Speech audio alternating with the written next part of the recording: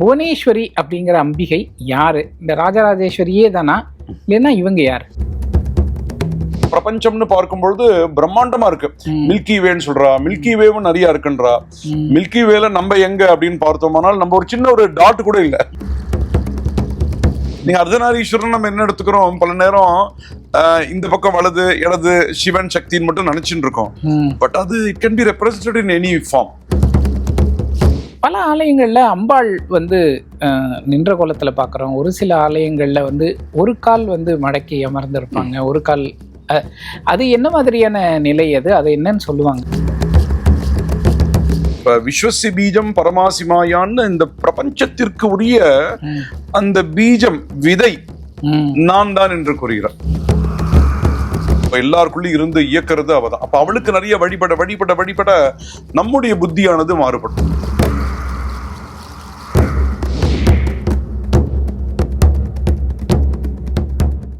சக்தி விகடன் நேயர்களுக்கு அன்பு வணக்கம். நம்ம ஆன்மீக கேள்வி பதில்கள் நிகழ்ச்சியில் இந்த பண்டிகைகள், விழாக்காலங்கள் அதெல்லாம் குறித்து நம்ம பேசினாலும் பொதுவான பல தகவல்களையும் நாம் சிவாச்சாரியார் ஐயா கிட்ட கேட்டு பெற்றுட்ருக்கோம். அதுலேயும் குறிப்பாக அம்பாள் தொடர்பான விஷயங்களை கேட்கறது, அதுவும் சிவாச்சாரியார் ஐயா சொல்லி நம்ம கேட்கறதுங்கிறது ரொம்ப அலாதியான விஷயம். இன்னைக்கு அப்படி ஒரு அம்பாளினுடைய அற்புதமான ஒரு சுரூபம் பற்றி தான் நம்ம இன்னைக்கு பேச இருக்கிறோம். ஐயா நமஸ்காரம். நமஸ்காரங்கள். நம்ம அம்பாளோட பல ரூபங்களை தரிசனம் பண்ணிக்கிட்டு இருக்கோம்.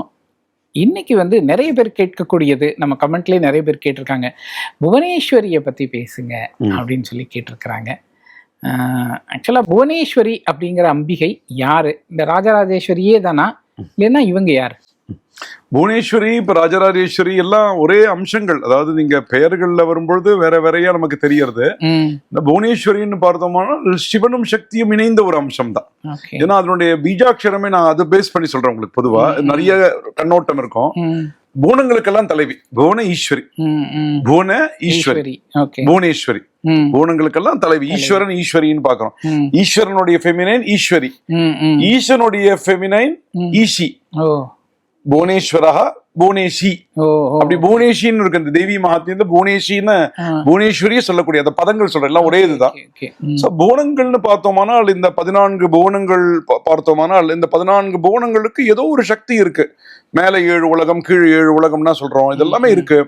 நமக்கு ஆகமங்கள்ல 224 புவனங்கள்னு சொல்லி அந்த பெயர்கள்லாம் சொல்றா. சோ நமக்கே தெரியல, இந்த பிரபஞ்சம்னு பார்க்கும்பொழுது பிரம்மாண்டமா இருக்கு. மில்கி வேன்னு சொல்றா, மில்கி வேவும் நிறைய இருக்குன்றா. மில்கி வேல நம்ம எங்க அப்படின்னு பார்த்தோம்னால் நம்ம ஒரு சின்ன ஒரு டாட் கூட இல்ல. அர்த் நம்ம இந்த உலகம்னு சொல்றோம் பாத்தீங்களா, அது ஒரு டாட் கூட இல்லைங்க ஐயா. நம்ம இருக்கோம் அதுல. நம்ம எந்த மொழி பாருங்க, இதெல்லாம் ஏதோ ஒரு சக்தி இயக்கின்னு இருக்கா இல்லையா? இயக்காம எப்படி நடக்கும்? இதெல்லாம் ஒன்றுக்கு ஒன்றுக்கு மோதாம இருக்கு. எல்லாம் கரெக்டா போயிட்டு இருக்கு. மழை ஜலம் கரெக்டா வருது, வெயில் கரெக்டா வருது. அதிகமான என்ன ஆகும்? கஷ்டம். தண்ணீர் உள்ள வந்தா என்ன ஆகும்? சுனாமினா பார்த்தோம் நம்ம என்ன ஆகும்? ஏதோ ஒரு சக்தி நம்ம ஒரு இயக்கின் இருக்குன்றது நமக்கு தெரியறது. அந்த சக்திக்கு புவனேஸ்வரி சிவனுடைய சக்தி, சிவபெருமான். அதனால அதனுடைய பீஜாட்சரமும் பார்த்தோம்னா உபயாத்மகம்னு மந்திர சாஸ்திரங்களை சொல்லும் போது அதுக்கு ஒரு பீஜாட்சரம் இருக்கு. புவனேஸ்வரி மந்திரம்னு ஒண்ணு இருக்கு. அந்த மந்திரத்துல பார்த்தோம்னா அக்னியுடைய பீஜம் இருக்கும். இவ என்ன பண்றா, இந்த புவனேஸ்வரி இந்த உலகத்திற்கு நமக்கு தேவையானவற்றை அளித்து நம்மை நமக்கு ஒரு நல்ல வாழ்க்கை கொடுத்து நமக்கு முடிவில் மோட்சத்தையும் தரக்கூடிய அம்பாளாக இவள் விளங்குகிறார், இந்த புவனேஸ்வரி. இப்ப எல்லா அம்சங்களும் அப்படிதான் இருக்கும். அது வேற, இவளுடைய பீஜாட்சரங்கள் அது மாதிரி இருக்கும். மந்திர சாஸ்திரம் நீங்க நல்ல உபதேசம், புவனேஸ்வரிய மந்திரத்தை உபதேசம் வாங்கி நீங்க செய்யும் பொழுது ஒவ்வொரு பீஜம்னா சீடுங்க ஐயா. ஒவ்வொரு சீடுக்கு ஒரு சக்தி மாதிரி. இந்த பீஜாட்சரம் பார்த்தோம்னால் அக்னியுடைய பீஜம் அதுல இருக்கும். இந்த ஆத்ம பீஜம் என்று கூறுவார்கள், அது ஒரு பீஜம் இருக்கும். அப்புறம் இன்னொரு எழுத்து, இந்த ஒரு முக்கியமானது, அது என்னன்னா ஈன்னு ஒரு, அதெல்லாம் என்ன பண்ணோம், அதெல்லாம் நமக்கு அனைத்து விதமான நன்மைகளை தரக்கூடியது. ஏன்னா நம்ம அதை வச்சே நம்ம சொல்லலாம். அந்த தேவத்தையுடைய உருவத்தை வச்சு சொல்றது ஒண்ணு, அந்த தேவத்தையுடைய மந்திரத்தை வச்சு சொல்லக்கூடியது ஒண்ணு, அந்த உபாசனையில மூலியமா நமக்கு தெரிஞ்சுக்கிறது ஒண்ணு. அப்ப இந்த புவனேஸ்வரின்ற சக்தியை சாந்தமா இருக்கா, சாந்தமா இருக்கா. புவனேஷின்னு இந்த 11வது அத்தியாய தேவத்தையே புவனேஷின்னு பேர். தேவி மகாத்மியம் நம்ம பார்த்தோம் பாருங்களேன். அதுல பார்த்தோம்னால் தேவர்கள் எல்லாம் துதி செய்யறா, நாராயணி ஸ்துதின்னு சொல்லிட்டு அம்பாளை துதி செய்யறா. 10 அத்தியாயம் வரைக்கும் எல்லாரையும் சம்ஹாரம் பண்ணிடுறா, சும்பண்ணி ஆயிட்டு 11வது அத்தியாயம் தேவர்கள் தேங்க் பண்ணணும். எப்பயுமே நமக்கு ஒருத்தர் ஒரு காரியம் செஞ்சா நம்ம தெரிஞ்சுக்கணும். ஏற்கனவே சொல்லியிருக்கேன், ஆமா ஆமா. நீங்க ஒரு பஸ்ல ஏறினா கூட அந்த டிரைவருக்கோ கண்டக்டருக்கோ நன்றி சொல்லணும். வீட்டுல சாப்பாடு போட கூட நன்றி சொல்லணும். போட வேண்டிய நல்லா இருந்ததுன்னு சொல்லாம எப்பயுமே. இந்த பிரபஞ்ச சக்தி புவனேஸ்வரிக்கு நம்ம நன்றி சொல்றதுதான் அவளை வழிபடுவது. அவளுக்கு நம்ம வழிபடுறதுனால அவளுக்கு ஒண்ணு இல்ல, நாம் வழிபட்டு நமக்கு ஒரு சக்தியை நாம் ஏற்றுக்கொள்கிறோம். இந்த 11வது அத்தியாயம் இல்லைன்னா சொல்றது அப்ப சொல்றாரு, அவெல்லாம் சர்வமங்கல மாங்கல்யே இது மாதிரி மந்திரங்கள்லாம் அதுல வருது உங்களுக்கு. இப்ப விஸ்வசி பீஜம் பரமாசிமாயான்னு இந்த பிரபஞ்சத்திற்கு உரிய அந்த பீஜம் விதை நான் தான் என்று கூறுகிறார். அவள் தான் இந்த பிரபஞ்சத்துக்கு. அப்புறம் சப்தாத்மிகா, சப்தங்கள், இந்த நம்ம சப்தங்கள்லாம் பேசுறோம், அந்த சப்தங்கள் எல்லாம் கூட நீதான். எந்த பாஷை என்ன பாஷையில பேசுறா, எல்லா பாஷைகளையும் பார்த்தோம்னால் எல்லாமே அந்த சக்தியினுடைய ஒரு அந்த வீச்சு, அந்த சக்தி ஆனது விளங்குகிறது என்பதை நாம் புரிந்து கொள்ள வேண்டும். மௌனம் கூட ஒரு பாஷை தான். சில பேர் மௌனத்திலேயே இருப்பா, அது ஒரு உபாசனை, அது ஒரு உபாசனை. அப்ப இந்த புவனேஸ்வரின்ற சக்தி வந்து பிரபஞ்சம் முழுக்க இயக்கக்கூடிய எவ்வளவோ பிரபஞ்சங்கள் இருக்கின்றன. அது இப்ப மல்டிவர்ஸ்ன்னு இப்ப சொல்றா, இப்ப எல்லாத்தையும் சேர்த்து ஒரு ஒரு ஒரு பிரம்மாண்டம்னு இருக்கு பாருங்க. இந்த பிரம்மாண்டத்துக்கு உரிய தலைவிதான் Bhuvaneshwari. Okay okay okay. Bhuvaneshwari அம்பிகையினுடைய அந்த தோற்றம் அது எப்படி இருக்கு? பாசாங்குஷம், அபயம், வரதம், அது பொதுவா சாத்விகமா இருக்கக்கூடியதுங்க. அது பாசம்னா அது கயிறு, பாசம். பாசம் அங்குஷம்னா அந்த இதுங்க. இந்த பாசத்தினால கட்டுறாங்க, அங்குஷத்தினால வெட்டுறாங்க. நம்ம கர்ம வினைகளை பாசம் அப்படி கயிறை போட்டு அப்படி வெட்டுறது. அதாவது நீங்க வலிமையான ஆயுதங்கள்லாம் வலது பக்கம் இருக்கும், பாசம் இடது கையில இருக்கும், அங்குஷம் இந்த பக்கம் இருக்கும். வலிமை உங்களுக்கு ரைட் தான ஃபோர்ஸ் வரும் உங்களுக்கு. சக்கரம் எந்த கையில வச்சிருப்பாரு? சங்கு இங்க வச்சிருப்பாரு. நீங்க இனிமேல் நீங்க கவனிச்சு பாருங்க, எதுக்கெல்லாம் வேகம் ஜாஸ்தி வேணுமோ அது வலது கையில இருக்கும் பொதுவா. அப்ப பாசாங்குஷம், அபயம், வரதம். அபயம்ன்றது நமக்கு பயத்தை போக்குறா, வரதம் நமக்கு தேவையானதெல்லாம் கொடுக்குறா. நம்ம கர்ம வினைகளை போக்குறா, நமக்கு வேண்டியதை கொடுக்குறா, நமக்கு பயத்தை போக்குறா. வேற என்ன வேணும் நமக்கு? அந்த மந்திரங்களா உபதேசம் வாங்கி செய்யும் பொழுது அது ஒன்னும் நல்ல பயனை தரும் நமக்கு. பல ஆலயங்கள்ல அம்பாள் வந்து நின்ற கோலத்துல பாக்குறோம். ஒரு சில ஆலயங்கள்ல வந்து ஒரு கால் வந்து மடக்கி அமர்ந்திருப்பாங்க, ஒரு கால். அது என்ன மாதிரியான நிலை? அது என்னன்னு சொல்லுவாங்க? பொதுவாங்க ஐயா இது 4 நிலை பார்க்கலாங்க ஐயா. பொதுவா அம்பாளுடைய இதுல பார்க்கும்போது 4 நிலை பார்க்கலாம். சிவலிங்கத்திலயும் இருக்காது, நம்ம அது பெரிய சப்ஜெக்ட். சிவலிங்கத்துல நீங்க ஆகாரம், அந்த பிண்டிகா வந்து சர்க்குலரா இருக்கும், சில இடங்கள்ல ஸ்கொயரா இருக்கும், சதுரஸ்ரம்னு பேரு. அது நின்று இருக்காரு, உட்கார்ந்து இருக்காரு, தன்மைகள் தான் இருக்கு. அதுலயே இருக்கு பட்டைகள்னா இருக்கு, 8 பட்டை அதுதான் இருக்கு. அது பொறுத்து சிவலிங்க பேத விவரணம் தனியுது. அம்பாளுடைய 4 நிலையில பொதுவா பார்க்கலாம். ஒண்ணு நின்று இருப்பா, இல்ல 2 காலும் மடக்கி உட்கார்ந்து இருப்பா, காமாட்சி. நின்று இருக்கிறது மீனாட்சி, நின்று இருக்கா. இது வலது கால் மட்டும் தொங்க விட்டுண்டோ இருந்தோம்னா அந்த இந்த அம்பாள் என்ன பண்ற, வலது கால் தொங்க விட்டா தனியா இருக்கான்னு அர்த்தம். வலது கால் மட்டும் தொங்க விட்டுருப்போம். இப்ப நம்ம காளிகாம்பாள்னா வலது கால் மட்டும் தொங்க விட்டுருப்போம். இடது கால் தொங்க விட்டான்னா அங்க வந்து சுவாமி இருக்காருன்னு அர்த்தம். இடது பாகம் அம்பாளுடைய பாகம், அங்க அம்பாள் இருக்கா, சுவாமி ஒரு பக்கம் இருக்கா. நீங்க சோமாஸ்கந்தர்ல நீங்க கவனிச்சு பாருங்க, உங்களுக்கு சோமாஸ்கந்தர் இந்த சுவாமி இந்த உற்சவரா வரும்போது நீங்க அலங்காரம் பண்ணிருப்பா டக்குன்னு புரியாது. நீங்க வெறுமனே சாதாரண ஒரு கோயிலுக்கு போனீங்கன்னா அந்த சோமாஸ்கந்தருடைய சன்னிதியில போய் பாருங்க, அம்பாள் இடது கால் தொங்க விட்டுருப்பா, சிவபெருமான் வலது கால் தொங்க விட்டுருப்பா. அந்த உட்காருவதை பொறுத்து அந்த வீரியம் நமக்கு தெரியும். அப்ப வலது கால் மட்டும் தொங்க விட்டுருக்கான்னா அங்க சிவன் சக்தி இணைந்த ஒரு உருவம்.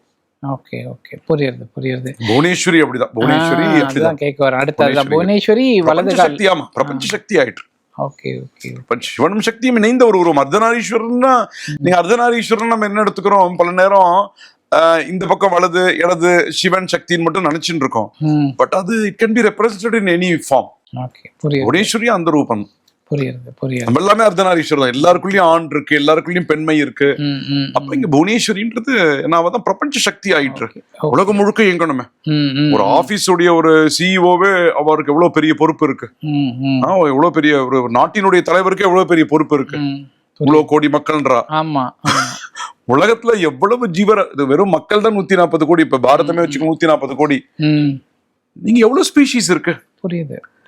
இவளுக்கு இந்த புவனேஸ்வரிக்கு என்ன சக்தினா, வெறும் நம்மள மனுஷால மட்டும் பாத்துக்கல, நமக்கு மட்டும் சாப்பாடு கொடுக்கல. நீங்க நமக்குள்ள இருந்த அந்த ஆற்றல் ஏற்கனவே நம்ம பார்த்தோம் பாருங்க. அந்த சாஃப்ட் மென்மைன்றது லலிதானா பார்த்தோம். லலிதானா மென்மைனா லலிதா சிவசக்தி ஏக ரூபிணியை நம்ம அந்த பூர்த்தி பண்ணும்போது லலிதாம்பிகையில பாத்தீங்கன்னா சிவசக்தி ஏக ரூபிணின்னு லலிதாம்பிகான்னு பூர்த்தி பண்ணுவான். இந்த லலிதான்றது ரூபம் தான் புவனேஸ்வரி. ஓ சரி சரி சரி. அப்ப சாஃப்ட் இந்த லலிதம்னா அவதான் உள்ள இருந்து யாதேவி சர்வபூதேஷு சக்தி ரூபேன சம்ஸ்திதா, புத்தி ரூபேன சம்ஸ்திதா, நம்ம எல்லாருக்குள்ளயும் இருந்து இயக்கிறது அவதான். அப்ப அவளுக்கு நிறைய வழிபட வழிபட வழிபட நம்முடைய புத்தியானது மாறுபடும். நமக்கு ஒரு நல்ல நல்ல சத்புத்தியம் தேகி, நல்ல புத்தியை கொடு அப்படின்னு நமக்கு பிரார்த்தனை செய்து நாம் நல்வழிப்பட வேண்டும். Okay, very good very good. இப்போ அம்பிகையை என்ன துதி சொல்லி நம்ம வந்து வழிபடலாம்? நாமாவா சொல்றாங்க. நாமாவா சொன்னா ஓம் புவனேஸ்வரியை நமஹான்னு நாம மந்திரம் வேறங்க. மூல மந்திரம்ன்றது அது நாங்க நல்ல குருவிடம் சென்று பெற வேண்டும். மூல மந்திரம் மட்டும் எப்பயுமே ஐயா அது விதை மாதிரி. மூல மந்திரம் குருவிடம் சென்றுதான் பெற வேண்டும். நம்மளே எடுத்து பண்றதுன்றது நம்ம அது கூடாது. சோ புவனேஸ்வரியை நமஹா அது போதுமானதுங்க. அந்த ஒரு நாமாவா சொல்ல அவளுக்கு ஒரு சக்தி. அம்பாள் சம்பந்தமான துதிகள் நீங்க எது வேணா அவளுக்கு சொல்லலாம். அவர் நாமான்னு சொன்னா புவனேஸ்வரியை நமஹா, புவனேஸ்வரியை நமஹா. நமஹான்றது எப்பயுமே ஓம் நமஹான்றது ஓம் சொல்லிட்டாலே என்ன ஆகுது, நம்ம இந்த பின்னாடி சொல்லக்கூடிய மந்திரம் முன்ன பின்னான கூட ஓம் சரி பண்ணிடும். நீங்க அல்ப பிராணனா மகா பிராணனா முன்ன பின்ன நம்ம சொல்றோம். மகா பிராணம்னா அதுக்கு எஃபர்ட் ஜாஸ்தி கொடுக்கணும். பா கா அப்படின்னு சொல்றது. அப்ப புவனேஸ்வரியே நமஹா ஓம்னு சொல்லும்போது அதான் தலையா இருக்கு. ஒரு மந்திரத்துக்கு தலை வந்து ஓம், நமஹா வந்து பாதம்.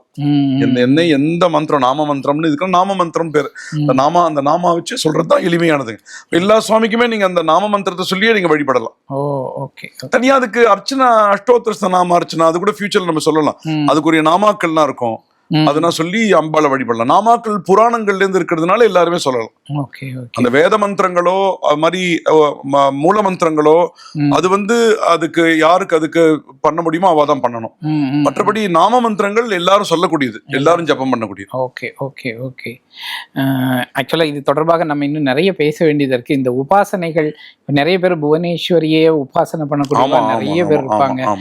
அந்த மாதிரி பொதுவாகவே உபாசனைகள் பற்றி பல விஷயங்கள் பேச வேண்டியிருக்கு. அதெல்லாம் நம்ம வரக்கூடிய காலங்களில் பேசுவோம்.